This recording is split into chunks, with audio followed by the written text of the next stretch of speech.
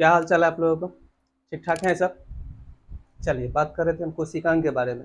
ये कोशिकांग, ये कोशिका के कौन कौन सा अंग होते हैं, कुछ हम बता भी दिए थे और कुछ बाकी है।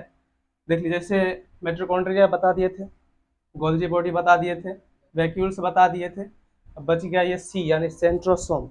तो सेंट्रोसोम क्या होते हैं, ये देख लीजिए। सेंट्रोसोम तारक का इनका हिंदी नाम है, ठीक है।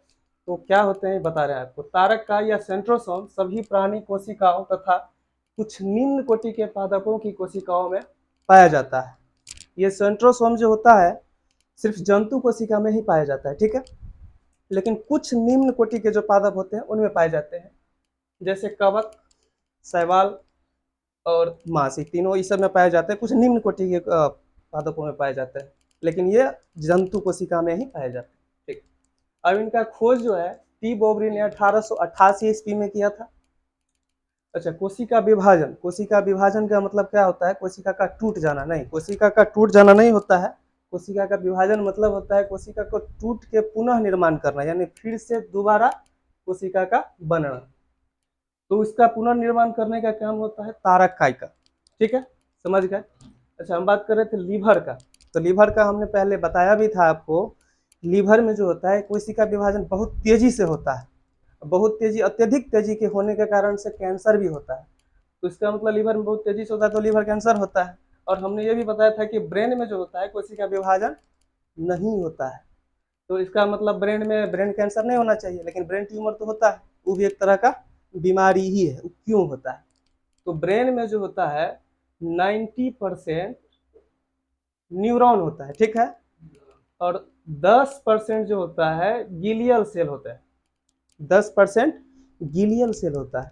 वही 10% गिलियल सेल के बाहर जो होता है कोशिका विभाजन बहुत तेजी से होता है, उसी के कारण ब्रेन ट्यूमर हो जाता है। समझ गए ये इसमें क्यों होता है?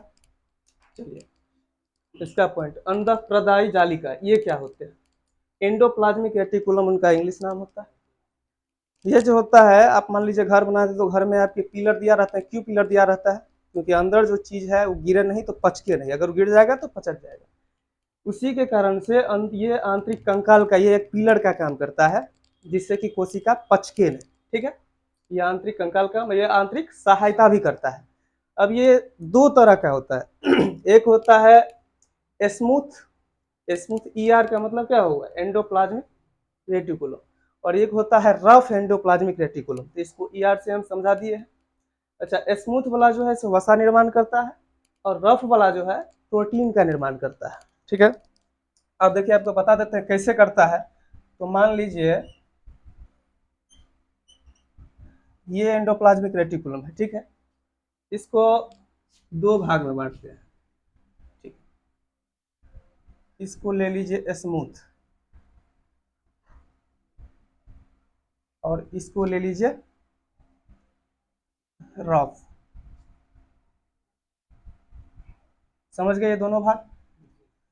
अच्छा, इस साइड जो होता है हम क्या बताए थे, स्मूथ वाला वसा निर्माण करता है, ठीक है। तो वसा निर्माण क्यों करता है? ये जो होता है ये पूरा एकदम स्मूथ का मतलब होता है कि पूरा प्लेन नॉर्मल, ठीक है। और वसा कैसे होता है? तेल चिकना होता है, ये चिकना होता है।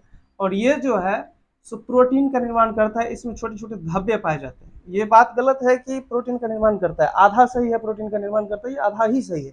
अब क्यों आधा सही है? क्योंकि उस पर छोटे छोटे जो धब्बे पाए जाते हैं, जैसे ये होता है राइबोसोम, ठीक है। ये राइबोसोम होता है, इसके कारण से ये प्रोटीन का निर्माण करता है। आप समझ गए? समझ गए इसको? चलिए, अब आता है 8वां नंबर में राइबोसोम हमने बता दिया जो प्रोटीन का निर्माण करता है। अब यहाँ देखिए राइबोसोम, इनका खोज जो है 1955 ईस्वी में प्लैडे ने किया था। कौन किया था? प्लैडे। ये प्रोटीन का निर्माण करता है, ये हमने यहाँ भी बता दिया। और इसको हम लोग प्रोटीन का फैक्ट्री भी कहते हैं। किसको? राइबोसोम को प्रोटीन का फैक्ट्री भी कहते हैं। अब ये दो सेंटीमेशन कॉफिशिएंट तैयार करता है। सेंटीमेशन कॉफिशिएंट ये दो क्या तैयार करता है? जैसे कि एक छोटा एक बड़ा। अब इसको पता कैसे करेंगे कि छोटा कॉफिशिएंट है या बड़ा कॉफिशिएंट? तो जैसे द्रव में दोनों को डालेंगे, मान लीजिए एक 70 एस जो होता है उसको कॉफिशिएंट को जो तैयार करता है एक 80 एस को। तो अब दोनों को कैसे पता करना है? जल में दोनों का अगर दे देंगे, जो जल्दी से गिर जाएगा नीचे की ओर वो हो जाएगा बड़ा, यानी 70-80 में ऐसे ही बड़ा 80 ही पता चलता है। तो 70S जो छोटा होता है प्रोकैरियोटिक का तैयार करता है, और जो 80S बड़ा होता है यूकैरियोटिक का तैयार करता है। अब आप पूछिएगा कि प्रोकैरियोटिक और यूकैरियोटिक क्या होता है, ये तो बहुत बड़ा होता है, फिर भी आपको हम बता देते हैं छोटा में। जिसको आप माइक्रोस्कोप की सहायता से देख सकते हैं, हाँ, जिसको आप देख सकते हैं माइक्रोस्कोप की सहायता, इसको प्रोकैरियोटिक कहा जाता है। और जिन्हें आप बिना माइक्रोस्कोप की सहायता से देखें इसको यूकैरियोटिक कहते हैं। अब समझ गए ये क्या होता है। चलिए अब इनमें आपको हम राइबोसोम भी समझा दिए, अच्छा एंडोप्लाज्मिक रेटिकुलम समझा दिए, राइबोसोम समझा दिए। अब बात रहा न्यूक्लियस का। ये न्यूक्लियस क्या होता है बता देते हैं। जैसे एक कंपनी है, तो मान लीजिए इसको हम कंपनी मान लेते हैं कोशिका को, ठीक है। अब इसके अंदर जितने भी काम करते हैं उन सब का हैंडल करना किसका काम होता है, मैनेजर का। तो ये मैनेजर के पद पर जैसे एक तरह से ये न्यूक्लियस होता है, केंद्रक जिसको बोलते हैं इंग्लिश में। अब इसका काम होता है, देखिए एक इनका काम होता है इन सब से काम करवाना, जैसे माइटोकॉन्ड्रिया, गोल्जी, बैडी, वैक्यूल्स, इस सब का जो होता है, किसी का पानी लाना, किसी को ऊर्जा प्राप्त करना, ये सब ठीक है, ये केंद्रक का काम होता है। अब चलिए बात कर रहे थे केंद्रक के ही बारे में, न्यूक्लियस। इसका खोज करता रॉबर्ट ब्राउन है। इनका खोज जो है 1831 ईस्वी में किया। इसे हम लोग कोशिका का ब्रेन कहते हैं, और इसको हम लोग कंट्रोलर भी कहते हैं, ठीक है। क्रोमोसोम में डीएनए, आरएनए पाए जाते हैं, ये सब इनके अंदर ही रहते हैं, केंद्रक के अंदर ही पाए जाते हैं। हाँ ठीक है। अच्छा आप बताइए केंद्रक के अंदर पाया क्या क्या जाता है। तो केंद्रक के अंदर, इनके अंदर जो होता है 80% प्रोटीन होता है, ठीक है, और बचा 10%, 10% डीएनए पाया जाता है।